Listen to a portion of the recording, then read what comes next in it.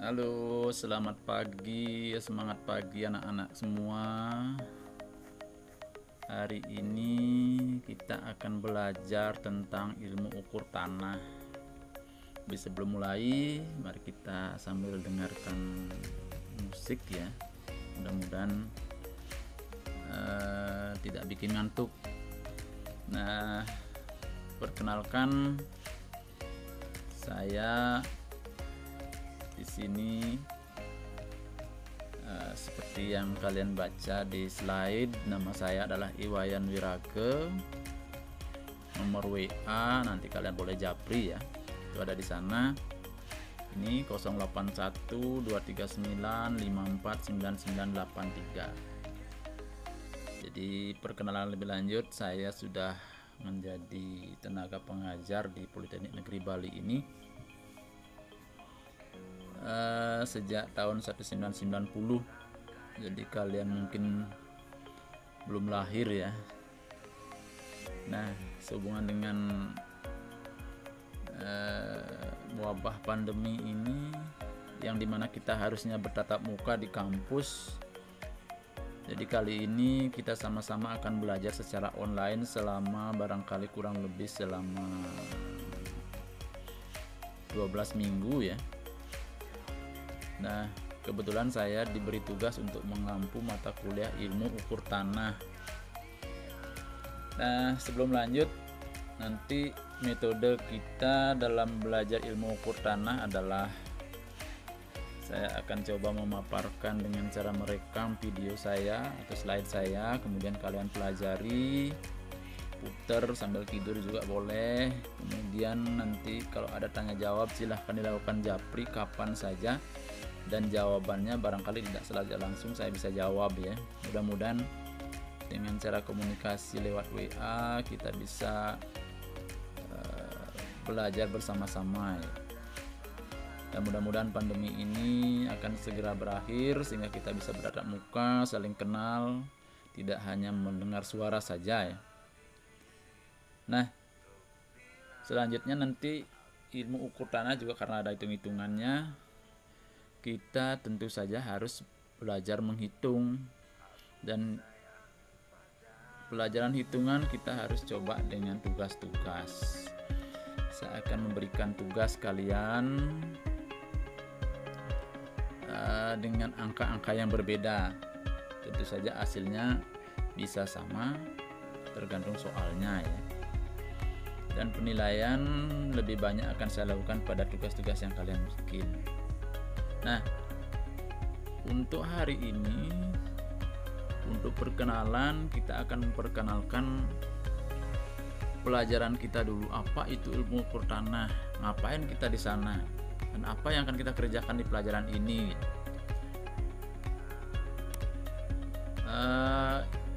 Sebelum belajar ilmu ukur tanah, barangkali pada saat orientasi di jurusan yang disampaikan oleh teman-teman dosen di jurusan, kalian mungkin sudah diperkenalkan bahwa teknik sipil itu akan belajar apa kita di teknik sipil. Meskipun barangkali sudah, saya akan tegaskan kembali bahwa teknik sipil adalah sebuah ilmu yang belajar tentang bangunan, semua jenis bangunan yang berdiri di atas atau menumpu di atas tanah. Nah, saya beri contoh. Bangunan yang berdiri di atas tanah itu terdiri dari bangunan gedung. Kalau kalian perhatikan di gambar-gambar yang saya sampaikan ini, bangunan gedung itu bisa berupa rumah, bisa berupa kantor, bisa berupa ruko, hotelnya bisa berlantai ratusan, puluhan ya, bukan ratusan. Nah, coba perhatikan foto yang paling kiri ini. Ini misalnya adalah, biasanya kalau sudah rumah ada kolam renangnya, sering disebut dengan villa ya. Kita juga belajar tentang rumah-rumah dalam bentuk villa. Yang di bawah ini juga villa yang pada bentuk jineng kalau di Bali ya, menanda kolam renangnya. Yang kanan ini adalah bangunan rumah toko atau ruko, sering disebut dengan ruko. Yang kanan atas ini adalah rumah tinggal minimalis, mungkin tipe di bawah 1 are ya. Yang Yang di bawah yang paling besar ini adalah bangunan hotel yang dilengkapi dengan lapangan golf.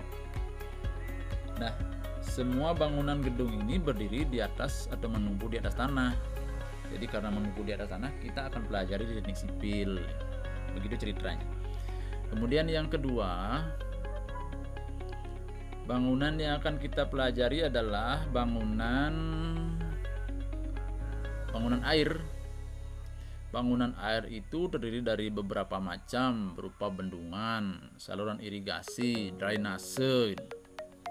Nah, coba kalian perhatikan gambar ini. Kira-kira apa bedanya dengan bangunan yang di bawah ini? Yang saya kasih, yang saya tunjukkan ini, yang di sebelah kiri lagi. Itu adalah sama-sama bangunan yang membendung air. Bangunan yang paling kiri atas ini adalah bangunan yang dinamakan dengan bendungan. Sedangkan yang di bawah yang saya lingkari ini adalah bendung. Dan yang paling kiri adalah embung. Nanti di pelajaran air akan kalian pelajari lebih lanjut. Yang namanya bendungan itu adalah bangunan yang ada waduknya. Jadi ini airnya namanya waduk ya. Yang membendung ini namanya bendungan. Kemudian yang bawah ini hanya bendung namanya, bukan bendungan. Kalau tidak ada waduknya, itu hanya bendung saja. Jadi fungsinya adalah meninggikan elevasi air sehingga bisa mengalir ke saluran irigasi. Sedangkan yang kiri bawah itu adalah embung. Jadi penampungan air di satu tempat yang dapat dikatakan sebagai waduk kecil gitu ya. Kalau ini adalah waduk kecil, sering dinamakan dengan embung. Itu adalah bangunan yang berfungsi untuk meninggikan, menampung air yang dialirkan ke saluran irigasi. Itu kita pelajari di teknik sipil karena berdiri atau menumpuk di atas tanah juga. Kemudian yang kanan atas yang ada gambar sawah ini adalah bangunan irigasi. Nanti bangunan irigasi terdiri dari bangunan saluran airnya, kemudian ada bangunan baginya, bangunan bagi ya. Jadi bangunan yang berfungsi untuk mendistribusikan air ke saluran-saluran air yang lebih kecil. Kemudian yang kanan bawah ini adalah bangunan drainase. Drainase biasanya ada fungsinya adalah membuang air-air sisa ke sungai atau ke saluran yang lebih lebar karena sudah tidak berfungsi lagi. Itu namanya bangunan drainase. Jadi bangunan air yang terdiri dari bendung, bendungan, embung, saluran irigasi, saluran drainase itu semuanya menumpu atau terletak di atas muka tanah. Itu juga kita akan pelajari di teknik sipil. Nah, selanjutnya bangunan berikutnya adalah bangunan transportasi. Bangunan transportasi terdiri dari jalan raya, ini yang sebelah kiri, paling atas kiri. Kemudian bangunan pelabuhan atau dermaga. Kemudian ini adalah lapangan terbang. Kemudian yang kiri bawah ini mungkin sudah tidak asing lagi bagi adik-adik yang ada di Bali. Ini adalah bangunan tol Bali Mandara. Meskipun kelihatannya di atas laut, tetapi pondasinya juga menumpuk di atas tanah di dasar laut, gitu ceritanya ya. Kemudian yang kanan bawah ini adalah Jembatan Suramadu, sama dengan tol Bali Mandara, ini juga menumpuk di dasar laut, di muka tanah di dasar laut. Nah, satu lagi kebetulan tidak ada gambarnya di sini, jalan kereta api ya. Itu juga termasuk bangunan transportasi.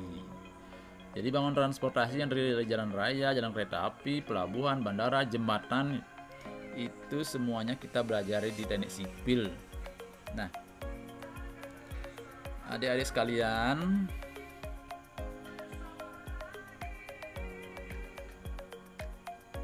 karena semua bangunan itu berdiri di atas tanah atau menumpuk di atas tanah, maka tanahnya harus kita ukur dulu gitu. Apa yang kita ukur gitu. Nah, kita mulai dari yang sederhana saja ya. Misalnya kita punya lahan yang bentuknya A, B, C, D ini. kembali ke A. Nah, sebelum membangun kita harus mengukur, paling tidak kita ukur luasnya, berapa luasnya tanah yang kita punya. A, B, C, D ini apakah luasnya 1 are, 2 are, atau 1,5 are. Jadi untuk keperluan membangun kita perlu tahu luasnya, sehingga kita bisa merancang bangunan di atas tanah yang kita buat. Apakah cukup bangunan yang akan kita buat itu luasnya berapa? Tentu saja harus lebih kecil dari luasan yang kita punya gitu.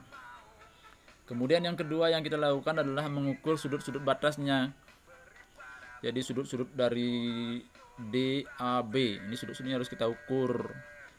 Sudut ini juga harus kita ukur, sudut ini juga harus kita ukur, dan ini juga harus kita ukur. Sehingga kita akan mendapatkan bentuk seperti ini. Kalau kita tidak tahu sudutnya, maka kita akan salah menggambar bentuk tanah kita gitu. Kemudian kita juga harus mengukur panjang sisi-sisinya. Misalnya dari A ke B kita ukur. Di sini digambar terlihat panjangnya 8,2 meter. Kemudian dari B ke C panjangnya 4,7 meter, C ke D 9,1 meter. Nah, bila tanahnya tidak datar, kita juga harus mengukur beda tingginya.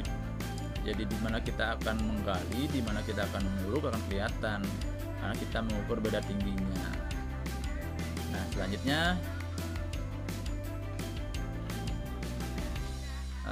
ini contoh bagaimana kita mengukur beda tinggi. Misalnya ada suatu desain villa, tanahnya kemudian miring, jalannya ada di bawah gitu.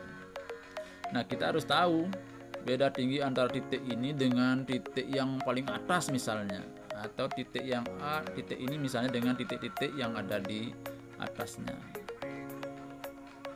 Nah, cara mengukurnya nanti bermacam-macam caranya. Ada yang menggunakan cara optis, menggunakan teodolit, ada juga dengan cara manual. Maaf.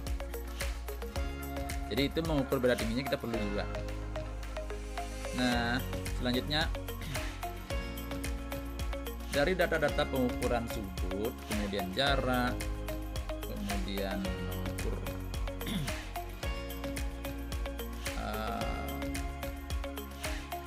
beda tingginya, kita akan mencoba membuat peta gitu.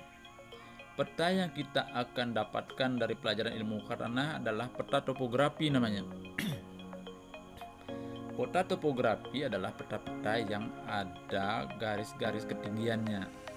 Ini kalau kalian perhatikan garisnya sebelah kiri, peta yang sebelah kiri ini, ini namanya peta topografi. Berbeda dengan peta pariwisata, peta Google atau Google Map itu.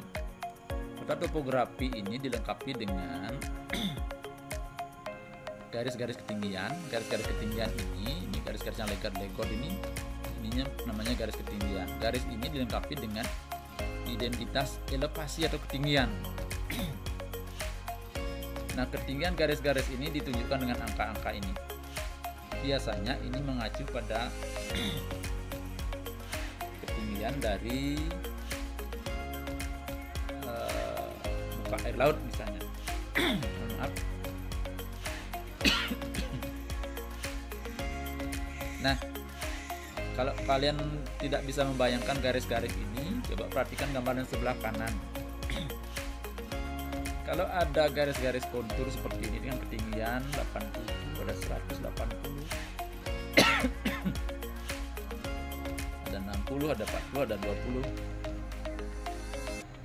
Ini artinya garis yang paling bawah ini, kalau saya ikuti ini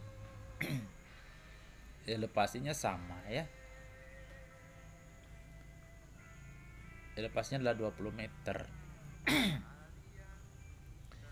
Kemudian yang atasnya adalah elevasinya 40 meter. Kalau kita proyeksikan ke bawah, garis yang 20 meter ini kalau kita potong di sini di garis ini, kemudian kita proyeksikan ke bawah, tarik ke bawah, ini adalah elevasinya sama-sama 20 meter. Kemudian yang ini garis ketinggiannya adalah 40 ya. Saya tarik lagi di garis ini juga ketinggiannya 40. Kalau kita potong di sini kemudian tarik garis ke bawah, ini adalah elevasinya 40.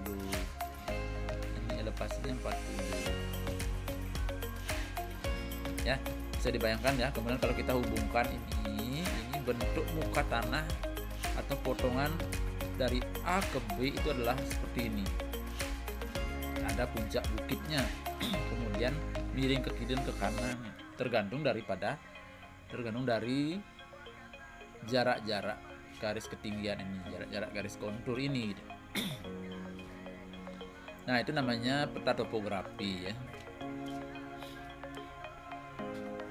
Nah, kalau kalian tidak bisa membayangkan, lebih jelasnya adalah kalian bisa lihat terasering sawah ini. Tahu enggak ini terasering ini di mana? Ini sepertinya di daerah Ceking, Tegalalang ya. Pematang sawah ini adalah garis-garis ketinggian ya. Garis ketinggian yang merupakan gambar 3 dimensi dari garis ada peta yang tadi itu.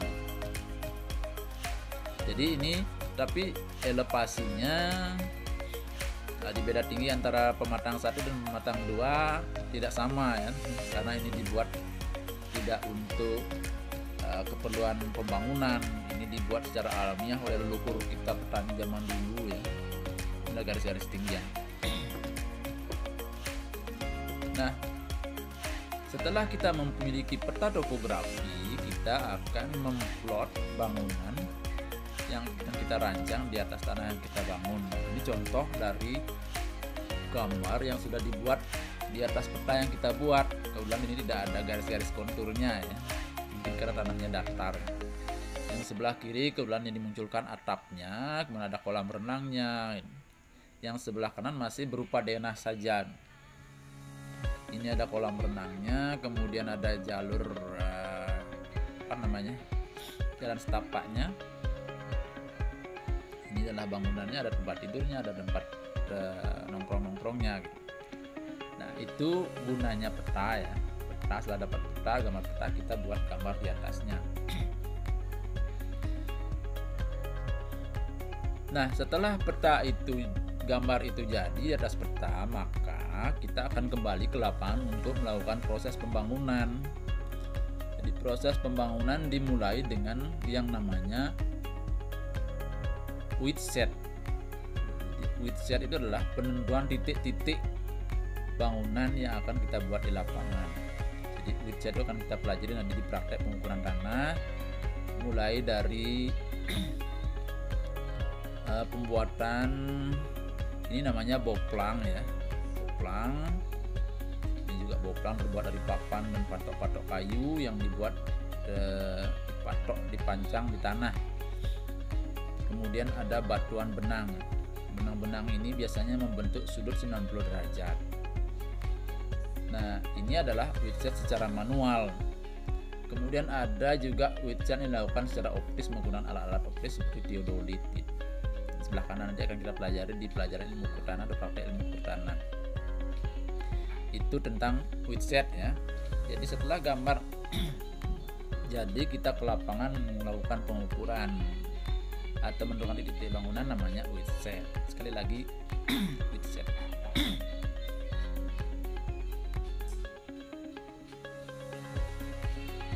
Nah, merangkum apa yang saya sampaikan tadi, tujuan ilmu ukur tanah sejatinya adalah yang pertama adalah membuat peta topografi. Peta topografi secara luas kita bisa memetakan gunung atau bukit, bisa memetakan tentang jalan raya dan lain-lain ya.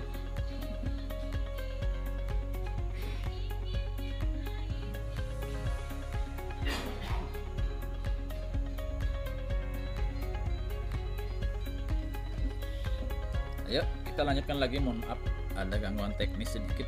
Lagi seret tenggorokan, ambil air.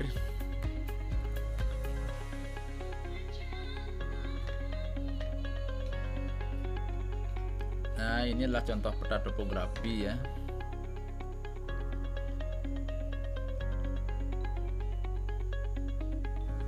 Nah, yang kedua, selain membuat peta, kita juga akan mengukur jarak ya.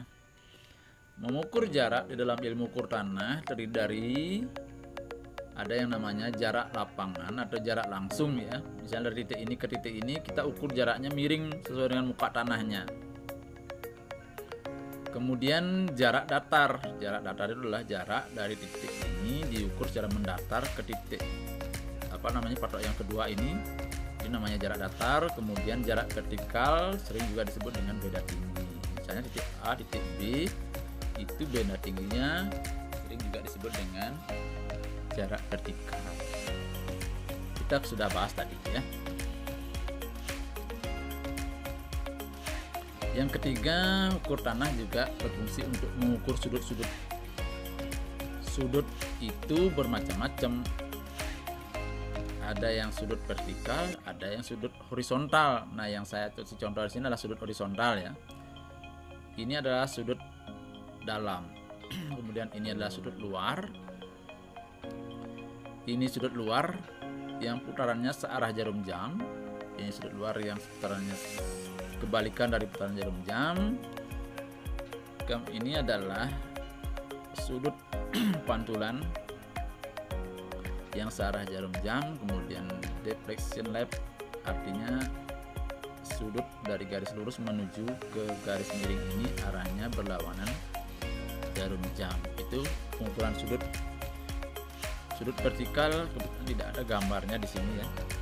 Kita harus ukur dengan menggunakan alat-alat optis nanti berupa teodolit. Saya lanjutkan. Ilmu ukur tanah juga tujuannya adalah mengukur beda tinggi. Kalau ada tanah lapang atau bentuk tanahnya seperti ini agak miring, mulai dari P1, P2, P3, P4 sampai P5 itu konturnya tidak rata. Jadi kita harus mengukur beda tinggi dari P1 ke P5 ini menggunakan alat, nanti namanya ada yang manual menggunakan selang air atau water pass, ada juga ini menggunakan water pass optis.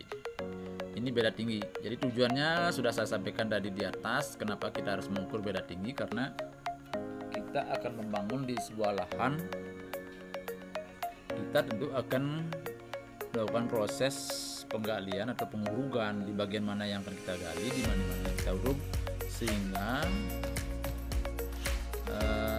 lapangan tempat kita membangun seperti gambar yang dirancang oleh arsitek, digambar oleh arsitek. Kemudian kita juga akan belajar tentang mengukur luas.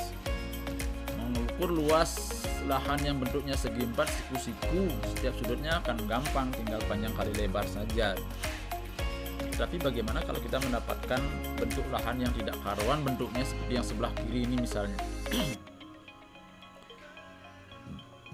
Kalau ini sudah dalam bentuk gambar, kita bisa lakukan secara manual seperti ini, tapi tentu saja tidak akurat ya. Kita buat kotak-kotak atau grid seperti ini. Yang warna kuning ini kita hitung jumlah kotaknya ini. Yang warna hijau ini karena lebih kecil dari 50% kita abaikan. Yang warna kuning karena lebih besar dari 50% kita hitung jumlahnya. Nah, masing-masing kotak ini kita akan ukur luasnya secara grafis. Kemudian kalikan jumlah kotaknya berapa. Itu cara yang yang hasilnya mungkin paling kasar ya. Nah, kalau kita sudah punya gambar, kemudian kita ingin menghitung luasnya lebih teliti, maka kita harus membuat namanya poligon ya. Jadi setiap sudut-sudut ini kita harus buat koordinatnya. Jadi harus tahu koordinatnya. Gimana caranya tahu koordinat? Kita harus ukur dengan menggunakan teodolit atau menggunakan alat ukur optis. Nah, contohnya kalau bentuknya yang sederhana seperti yang sebelah kanan ini. Kalau kita sudah tahu koordinatnya, kita akan gampang belajar mengukur luas dari bentuk 1, 2, 3, 4, 5, 6, 7 kembali ke satu lagi. Nanti akan kita pelajari. Ya, kemudian kita lanjutkan lagi. Pelajaran kita berikutnya nanti adalah bagaimana kita mengukur atau menghitung volume galian dan timbunan.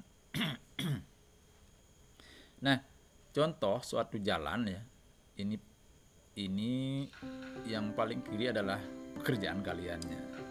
Nah, yang kiri bawah ini, kalau jalan atau tanahnya kita potong horizontal, ini adalah bentuk muka tanah yang lengkung ini. Muka tanah asli di lapangan sebelum diapa-apakan. Kemudian kita ingin bentuk nanti seperti garis lurus ini. Misalnya kita membuat jalan, bentuknya seperti ini. Ini adalah muka jalannya, kemudian lerengnya kita bentuk seperti ini. Nah, kalau tanahnya bentuknya melengkung seperti ini, tentu saja akan ada bagian yang berupa galian atau di pego seperti yang di atas ini. Jadi bagian ini akan digali, bagian ini akan digali, kemudian akan dibuang ke sini. Ini akan diisi.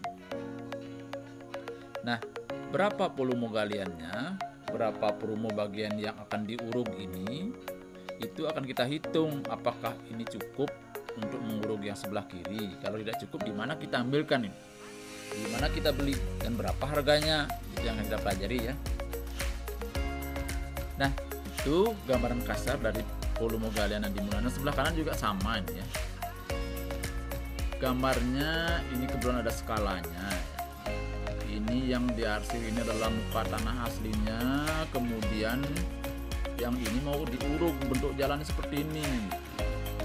Kita disuruh menghitung berapa urukannya, di mana dicarikan, berapa harganya.